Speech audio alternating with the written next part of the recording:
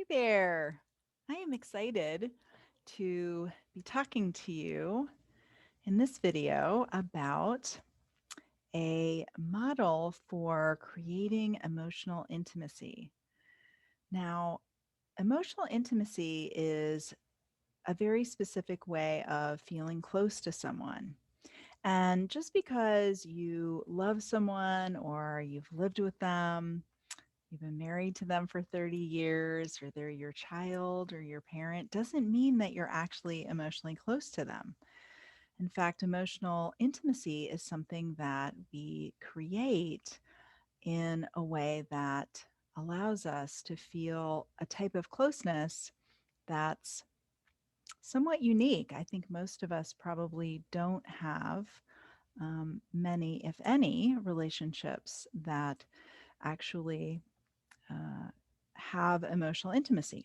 So I created a model for emotional intimacy that is an acronym of REACH, REACH. And I'm excited to go through each of these with you and give you some tips on how to utilize each of these steps, each of these ways of being able to connect with someone that you love. Now, one caveat: you do not want to use this with someone that you don't want to feel close to. If you're feeling resentment or irritation, if your goal in conversation is actually to get them to see your way, this is not actually going to work, probably going to backfire. So you want to be really mm, careful that when you use this actually is someone that you want to feel close to, genuinely close to. Okay, we're going to start with the R in REACH, and that stands for reflect. Let me go over all of them first. So R stands for reflect, E stands for emotions, A is affirm, C is care, and H is humility. And I'm going to teach them in order, and you can practice them. I encourage you to practice them in order. And eventually, you can start to use them in a way that doesn't have to be in order. In other words, they're not super rigid. It's kind of like learning keys on the piano. Once you learn the keys in order, you can start to make music. Okay, we're going to start with R, which is reflect. And this is a type of listening. Maybe you've heard of it before: reflective listening.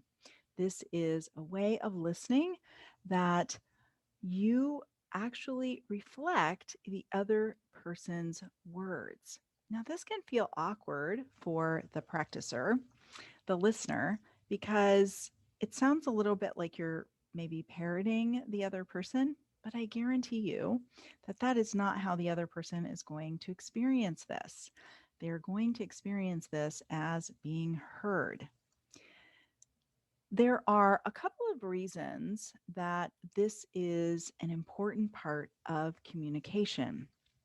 One is that the speaker, the person that you're listening to, gets a chance to hear their own thoughts reflected back to them, which gives them some clarity. It also shows that you care about the person that you're listening to, that you're actually trying to understand them, and that their message is important to you. The third, and maybe the most important, is that it gives your brain something to do. When you're listening to someone, if your brain doesn't have a job to do, it's going to start wandering, and it'll probably start having a conversation with the person in your head. So when you really focus and pay attention to what the person is saying, it helps you to stay connected to them, and to and it helps you to be able to reflect back what they're saying. So if someone says to you, I want to tell you that I'm feeling frustrated with my boss at work. I had a really hard day. And you say, oh, so you're really feeling frustrated with your boss. And I hear you saying that you had a hard day. That's the kind of thing that reflective listening sounds like.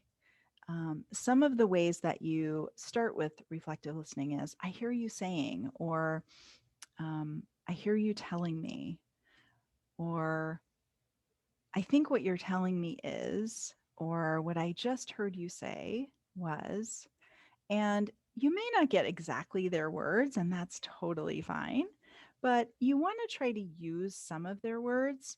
And you want to try, that's part of really giving your brain a job to do, is that you're paying attention and you're trying to really remember. And it's actually much harder than it sounds to pay attention to what people are saying and to actually reflect back. This is not something, really, it's a very rare thing that we hear or experience. Usually, what happens is someone says something and then we just launch in, or we give them what our thoughts are, or we just respond to them. We don't naturally reflect back what we've heard. So, practicing this actually takes a lot more effort than you think. It sounds really simple, but I want you to practice it. Start trying this out, just this reflective listening. When someone is talking, pay attention. Notice, what are they saying? What kinds of words are they using? What is basically the gist of what they're saying? Now, this can be hard when someone's going on and on and on. So, you want to try to organize in your mind. Okay, they're saying this and they're saying that. Now, if you get lost, what you can do is just repeat a bit of what they've just said, like their last few words. That can, and maybe the meaning. So it sounds like you're saying it's just been a really bad day. You're pretty frustrated with your boss, that sort of thing. So you can offer a summary. So I want to give you some do's and don'ts before I leave you to practice this reflective listening. Okay, don't ask questions. This is not the time to ask questions, to introduce a new topic, to get into some other direction. Your main job, your only job, is just to reflect what the person is saying. It's going to be magical. Really trust me on this. Give it a try. Do not make you don't want to go off topic. You don't want to get into responding mode, or particularly advice giving mode. Definitely do not do that. You're not in dialogue at this point. You're just trying to reflect what the person is saying so that you both get on the same page. This is actually incredibly calming to the other person's central nervous system. They feel like, oh, you get it, you hear me. It's a very soothing and connecting experience. Okay, you want to make it short and simple. You don't have to go into every single thing that they said. So, just again, this is where your brain has a job to do. Really try to narrow in on what the meaning is of what they're trying to share with you, and keep it somewhat brief. Um, you want to hit as many of the points that they're making as possible. So in your mind, you can say, okay, there's that point and that point. So again, this is, you don't have to be totally skillful at this. It is a skill. It does require some practice. So don't worry about it if you don't get all the points. You can even ask them, did I get all the points that you were sharing with me? And they'll, believe me, they will they will fill you in. And then the last thing I want to emphasize is that this actually requires restraint. You're going to want to interrupt. You're going to want to respond. You're going to want to take things off topic. That's totally natural, but use restraint, because remember, this is part of getting close to the other person. This is why you're engaging in this conversation. This is what your goal is. So remember your goal, practice restraint, and practice this reflective listening. I'd be interested to see what this is like for y'all. Feel free to shoot me an email and let me know. And in the next video, we will be going over emotions. All right, looking forward to it. Take care. Bye.